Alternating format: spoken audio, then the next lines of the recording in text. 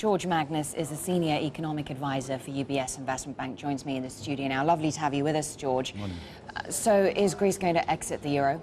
Well, obviously there's a growing conviction in a lot of circles, including obviously official circles, that this is a real possibility now. Of course, there's no script for this, but I think that the one thing that I think is pretty much inevitable now, and it's probably the only certainty that we really do have, is that Greece is hurtling towards a default, a formal default, most likely after the elections on the 17th of June.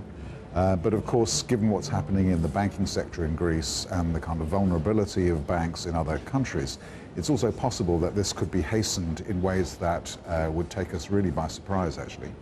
But I think the issue of Greece is, leaving the euro system.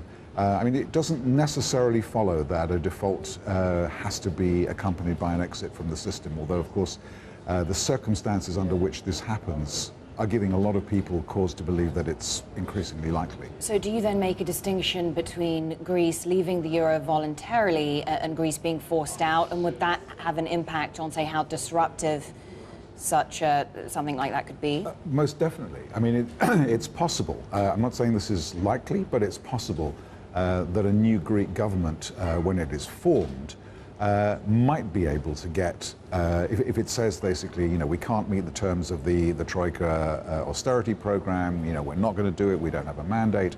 I mean, it's possible that they could go to their European partners and basically get a reluctant blessing to kind of leave the euro system with support for the Greek banking system. And in this kind of rosy scenario, not that rosy, but scenario, this is kind of what we might think about as an orderly exit from the euro system, which would have to be accompanied by huge changes in the way in which the ECB and European leaders think about what they have to do for the remaining members of the structure of the system. But of course, the danger is that for one reason or another, somebody miscalculates. The ECB cuts off its funding lifeline to more Greek banks, because they've already done it to 4 banks allegedly this week. And then the whole thing will kind of break up in acrimony and chaos, and that's really spooky. I mean, a dangerous scenario. We look at what's happening in markets this morning. Assets, growth assets, anything linked to growth is really feeling the heat today, and that's mainly linked to these events right here in Europe.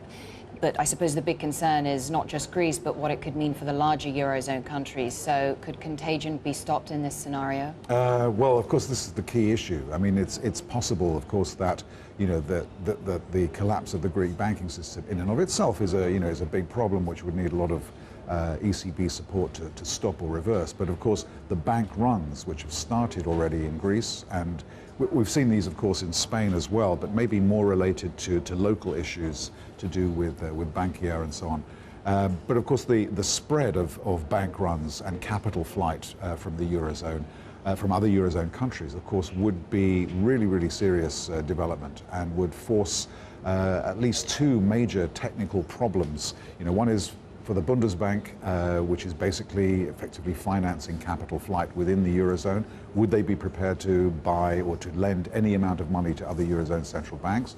And of course, ultimately for the ECB, because there may well come a point at which the ECB says, we cannot and will not fund, Greek banks or, weak banks in the rest of the Eurozone any further, because of collateral risk and recapitalization risk. The ECB only has about 6 billion euros of capital. And I mean, they've already said that they'll temporarily stop lending to Greek banks because of that risk. So what does that tell us about how they might respond in this situation? Well, that's the question. They did say, of course, the 4 banks, Greek banks, to whom they stopped what shall I say, just kind of ceased their normal lending facilities. They did say it was because they hadn't yet recapitalized with the monies that had already been provided as part of the package for this purpose, and that they would become eligible again once they were recapitalized. But of course, this just talks to the whole problem of implementation and political agreement in reaching kind of solutions within the Greek political system. And I think the ECB, I mean, it's a game of chicken. And it's just the risk of miscalculation is actually the main risk. It's not that anybody has an agenda to do anything. No, I'm just wondering, this game of chicken, if and when it comes to crunch time and we have a euro exit situation and you say, or the ECB or Germany, someone has to step in and backstop these banks, what is the risk of it being too late then? What is the risk of it affecting other peripheral banks and just accelerating capital flights, and then there's nothing they can do? Right. Well, I think the risk is already here, and it may be not, the sort of the be-all and end-all of breaking news at the moment, but actually the danger is that actually as we get closer and closer to the Greek election, and if it looks like either it's going to be inconclusive, or that the rhetoric has kind of ramped up about we will not take this austerity any longer and so on. The risk, obviously, is that people will begin to lose confidence, and then it might become quite difficult to contain it. So, obviously, huge focus really on the ECB and what ECB Governing Council members say about really their attitude towards collateral, and how low will they go in terms of collateral risk, I think is a huge issue. But what do you expect to hear from the G8 this weekend towards German Chancellor Angela Merkel? Nothing really. I mean, obviously the global economy and Europe obviously will figure very prominently, but there are a lot of other kind of political issues which will be on the G8 agenda, and I think it's being followed by a big sort of NATO conference in Chicago. So a lot of this, I think, will be behind closed doors. It's quite possible that Angela Merkel will be on the kind of receiving end of a few lectures, or not necessarily lectures, but pleas really for we've really got to solve this, and we've got to solve it properly soon, and there may be the changing tone of the agenda about growth, austerity. But well, that's what I was going to ask you. I mean, obviously Francois Hollande very much put that back on the agenda. And that's what they've spoken about in the last couple of meetings. But now that we're seeing market tensions rising again, is it going to turn to more rhetoric about fiscal integration, no matter how much the Germans want to avoid it? Well, it has to, actually. I mean, if the crisis over Greece is not to escalate into absolute anarchy in Europe, theoretically it should. The price of avoiding that has to be much faster and progress towards integration, and the building of new momentum that actually not just citizens but financial markets can believe in things like debt mutualization, e-bonds, banking integration, common deposit insurance scheme, common banking regulations. These kinds of things are absolutely essential for this crisis to be contained.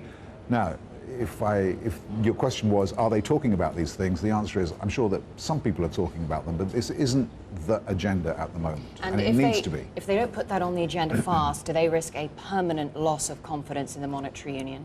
They risk much more than that. I mean, if these things cannot be enacted and implemented fairly quickly, or at least belief given that there is a clearly thought out roadmap along which they're trying to kind of pursue these policies, then I think, I honestly mean it, I think that chaos in the euro system and breakdown, we've no idea where this is going to go, but it's very, very likely to happen. We have no idea where it's going to go, but many economists saying that this was the year they had to make a decision between strengthening the union or seeing it completely disappear. How close are we to that? No, we're here. Point? We're here. We are at that point, and I think because if Greece does default, well, I say when Greece defaults, and if it is either feels it is forced or it chooses to leave the euro system, then that will be the moment when Europe has to decide. We're going to link arms and create a stronger, political union straight away, or make steps towards that, or if that doesn't happen, then I fear. Really, it's a binary outcome. You either do that or you go backwards very, very, very quickly. Can China or the Fed rise to the rescue again? Well, of course, it's kind of an interesting question, because obviously both of them have strong vested interests in the avoidance of anarchy and sort of economic chaos in Europe for all obvious reasons. So I'm sure there will be, lots of kind of warm words and exhortation, and we stand by the European, project, and there might even be, money provided, maybe not directly, but obviously through IMF channels and so on to try to, strengthen the firewalls and so on. But actually, I'm not sure that Europe, I'm not sure that the United States or China ultimately can save Europe from itself. It's really Europe has to make political decisions about strengthening its own fabric and institutions, and the others can't really do that. Well, Mr. George Magnus, Senior Economic Advisor at UBS Investment Bank, thanks for your time. Really good to talk to you.